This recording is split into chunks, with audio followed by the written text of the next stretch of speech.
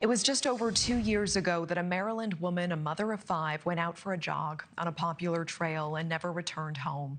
Rachel Morin disappearing on August 5th of 2023, her body found the next day. Authorities say she had suffered a gruesome fate, being dragged off the trail, raped, beaten, and murdered.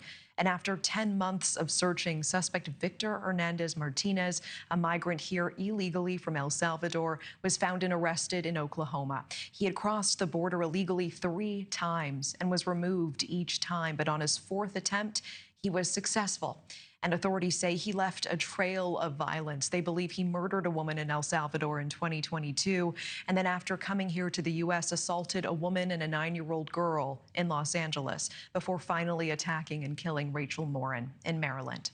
Well, after his arrest, Martinez Hernandez was found guilty of several charges, including first-degree murder and first-degree rape.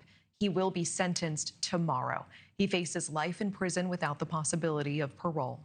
Rachel's mother, Patty, will be in that courtroom tomorrow to give a statement on the impact that this tragedy has had on her and her family. And we are so glad to be joined now by Patty Morin, mother of Rachel. It is good to see you again. I truly appreciate you taking the time tonight. And I want to ask you, how are you doing on the eve of this? I'm actually, I'm doing well.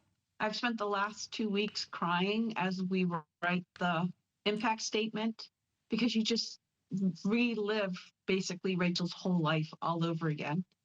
And you have to summarize it in the impact statement and how her death has affected you. And the way that it's affected you is by the way that you've known her. So I am at the moment doing well. I think I'm all cried out of tears. I'm kind of anxious for tomorrow because I will be given an impact statement, but also Rachel's siblings and some of her children will as well. And so that's going to be a very emotional time tomorrow. Yeah. And so bracing for that. Tell me more about that anxiety, because it is one thing for you to work through these emotions. And as you said, these last 2 weeks, just I can't imagine the outpouring and putting pen to paper and figuring out the exact words that you want to say and what her life has meant. What makes you the most anxious? Is it her children going up and making those statements tomorrow? I think so because they're so young, they're still processing it. And as they get older, they're going to keep going back and revisiting this and reprocessing it again. And so I think that they won't understand the full impact of what they're actually doing. They just know that mom's not there. But her teenage daughter, who was the last one to speak with her, this has really impacted her in such a deep way. And so I am looking forward to hearing what she has to say, because I know that it's going to be from the heart. But at the same time, I realize it's going to be so extremely very difficult for her to have to, as she's reading her statement, relive those last moments. I can only imagine. I can only imagine. Can you share with us what is most important to you to say tomorrow? What do you want to have heard tomorrow? And also, what is it like to come face to face with this man? Are you going to be looking at him? What are you looking for from him as you say these words? From what I understand, we're actually addressing the judge. And so we're going to be looking at the judge and reading our impact statement so that the judge can see how it's affected us. And then they use that in weighing as they sentence. And I thought that I didn't realize at the time how difficult it was going to be to actually write an impact statement, because you think about things as you're going along, but then when you actually sit down to write an impact statement, you're reliving the whole 2 years, everything that happened in that whole 2 years, the investigation, the hopelessness you felt, like all those things. But then you also are reliving all the memories that you have shared with Rachel.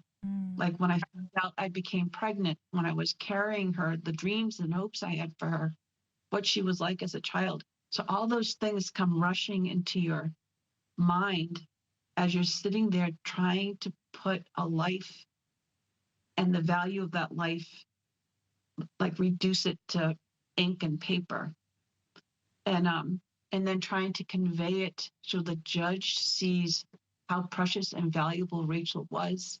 Because I think if they understand her value, in contrast, they will see how horrific the crime is and the punishment that should meet that crime. Yeah, Does Patty, that and make sense? it absolutely makes sense.